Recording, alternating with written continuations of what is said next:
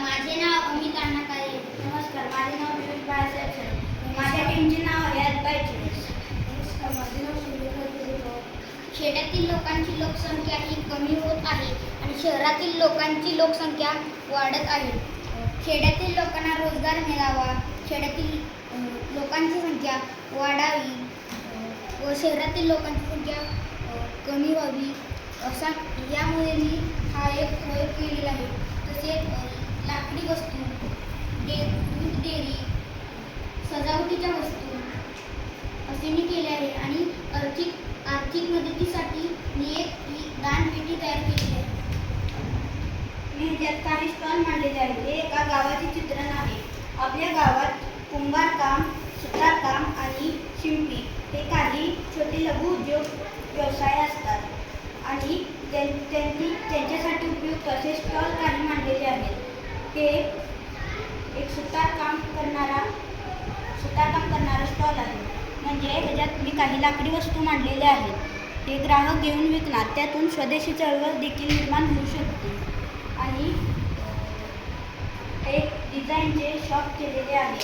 सणासुदीच्या दिवशी हे डिझाईनचे आकर्षक करणारे शॉप आपल्याला अगदी उपयुक्त आहेत. हे हाताने बनवलेले असते. आणि हे आहे आयुर्वेदिक औषधालय. यात आपल्या ग्रामीण भागात सर्वात जास्त वृक्ष व जंगलाचे प्रमाण असते आणि त्या जंगलात अनेक आयुर्वेदिक वनस्पती आढळतात. मग त्यांची औषधे व गोळ्या या बनवलेल्या आहेत व या स्टॉलमध्ये मांडलेल्या आहेत. आणि ही एका शिल्पीने केलेले काम आहे. म्हणजे त्याने शिवलेले कपडे व इतर कपडे लोकांनी विकत घ्यावे म्हणून हा स्टॉल बांधला आहे. नंतर एक दुग्ध डेअरी आहे. म्हणजे गावात आपल्या अनेक प्राणी म्हणजे गाय, म्हशी आणि शेळी यांचे दूध एका पाकिटात बंद करून आपण ते विकू शकतो. तसे दुधापासून वेगळे डेअरी प्रोडक्ट तयार करू शकतो. आणि इथे आर्थिक मदतीसाठी दानपेटी दिलेली आहे. त्यात लोक दान करू शकतात. आणि ही स्पर्धा आहे. ही तालुका स्तरावरची स्पर्धा आहे. पण ही स्पर्धा आंतरराष्ट्रीय स्तरावर जावी अशी माझी खूप इच्छा आहे. त्यामुळे प्रत्येक व्यवसायाला फायदा होऊ शकतो आणि त्यांना प्रोत्साहन मिळेल.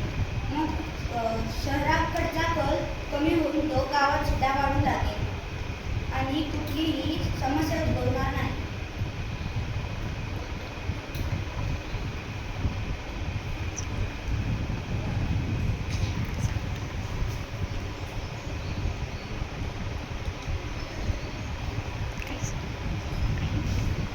आता काही माणसे दुकानातील काही वस्तू घेण्यासाठी आलेले आहेत. यातून स्वदेशी चळवळ निर्माण होऊ शकते.